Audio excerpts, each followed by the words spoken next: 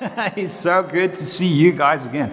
If you're new to this channel, my name is Leon. I lead a marketing boutique in Switzerland and we specialize in branding, premium films and photography. But today I'm going to teach you the basics of photography. Just hang on with this.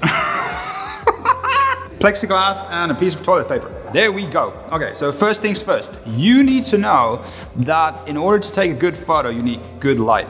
Imagine you have this light beam coming into a dark room. In this light beam, you have these small particles of dust, or maybe it's fog. And in this light beam, you have a person standing there, or it's in a cave.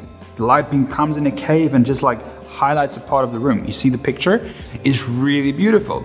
That's not really hard to take that picture. You can take a GoPro, your phone, a professional camera. It would look really good. So first things first, you need good light. The second thing is, if you're the person that say, okay Leon, I get that, but I've never picked up a real camera before, how do I do it and how can I take a good photo with it? Well, this is the video for you. If you take out your camera, switch it to manual mode. My opinion is that manual mode is where you can take a real photo, because that's the point where you tell the camera what it is that you want to do.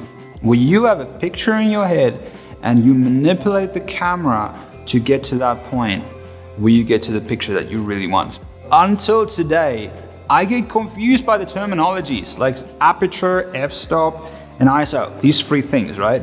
So I just retrained my head to not think about the words and the technical side behind it, but to just understand what the camera does for me and what the dials does, so that I can get to the picture that I want. If you're a really technical person, this is probably not going to be the video for you. If you're a scatterbrain creative head like me, I think that you should watch this video until the end. The aperture. Aperture is inside of the lens. Aperture is the number that goes from either 1.2, if you have a kit lens, maybe 3.5, up to 22. That's the number on your screen or on the top screen of your camera. That's what aperture is. Aperture is two things. It is letting a light in, amount of light, and it's the blurriness. So if you want to take photos at night, let's say for instance at night, and it's really dark, you have to let a lot of light in so that the photo is not just pitch black, right? If you want to let a lot of light in, what do you need to do? You have to make this hole in your lens as big as possible so that the most light can get through that hole onto the sensor. Another scenario, let's say you're out and you're in the snow. The sun is shining and there's a lot of light from everywhere. What do you need to do? And I know like all of you pros out there are going to be like, yeah, put a filter on the lens, but I'm just trying to explain the basics of the thing here. I'm not trying to tell you how to take the best photo. The basics of cameras is to close that hole so that you see the hole. You see anything going through the hole? No, not really, because I closed the hole. And that's how you can prevent that a lot of light just like streamlines through your lens onto the sensor and be like, hey, yippee-yay, I'm going to the sensor. Okay, so that's the lens thingy, you know? The other thing with the lens is the blurriness. So if you're like, I like portraits with blurry backgrounds, then you need to know how to do that, right? And I'm going to tell you. So if you want to have a blurry background, you go take that number and you put it as low as you can. If you can go down to 1.2, you go down to 1.2. If you can go down to 3.5, well, you go down to 3.5. If you're out in the nature, however, and you have a flower in front of you and a mountain a couple of kilometers behind it, what do you want?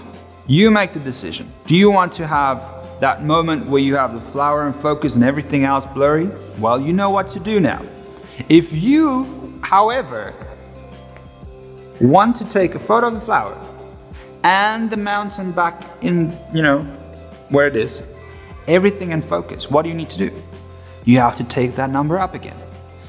probably, you don't go all extreme on me. You don't have to go to like 22 or whatever, but it would probably be okay around 8 to 12.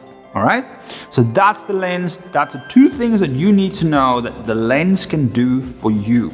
Forget about the terminology. Think about the two things that that lens can do for you.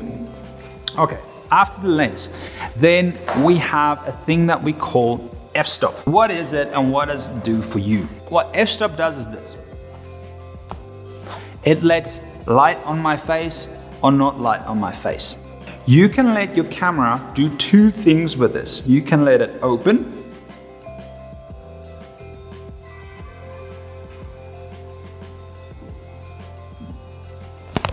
and close it. Or you can do this. Peekaboo, peekaboo. That's initially what you can do with it, or what the camera can do for you. Well, when do you need these two things? Let's go to some real life scenarios. Let's say you're out in the dark and you want to take photos of the stars. Or the other cool effect that it has is that if you open the door for a long time, everything that happens within the time that you open the door with light, you will see it on the photo. So if you leave it open for this amount of time, what's going to happen is that a whole bunch of light is going to walk onto your sensor and going to sit there, put out their camping chairs and going to be like, this is a nice day. If you want a lot of people, a lot of light people on your sensor, then you leave this thing open for as long as you want. But you be sure that it's dark outside, because if it's bright outside, that photo is going to be overexposed and you're going to end up with a white background. The other side of this is if you want to freeze something, you just have to open it for as fast as possible. That's going to be the really high number, anything from 2,000 to 8,000. But just really think about it. If you take a photo and at 8,000, whatever you want to call it, of a second, it's going to let not a lot of light in. So you have to compensate for that somehow with the lens or something else. So that's basically the two things that you can do with the door, the shutter, or the f-stop. Okay, so last thing is ISO. The ISO is something that is within the camera. It's not mechanical, it's digital. The ISO is always something that's tampering with the original photo file. It's not a mechanical thing. It's not a thing that you can buy. It's not a thing that you can buy a better ISO and you have better light conditions with that one. It's in the camera, and if you pump it up too much, it's going to reduce the quality of your photo. So just think about that when doing your settings. This is it on the topic of basics of photography. I really hope that this helps you. I know that it did help me. Until today, I think about the door, I think about the hole, and I think about leave those fingers, from the ISO, because that thing is nasty. So, okay, that's it for today. I don't know what to say anymore, so I'm just gonna end it here before I lose my voice. And I hope you guys have a wonderful day. Thank you so much for your time, and I can't wait to see you guys again next time.